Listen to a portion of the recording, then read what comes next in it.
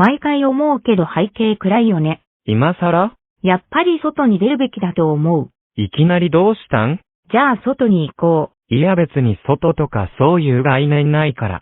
それじゃあ行くよ。まだ行きたくないけど、うわ眩しい。外は気持ちいいでしょ。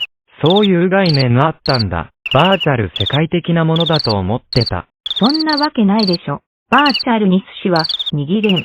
過去のネタ持ってくるな。寿司ネタってこと？やかましい。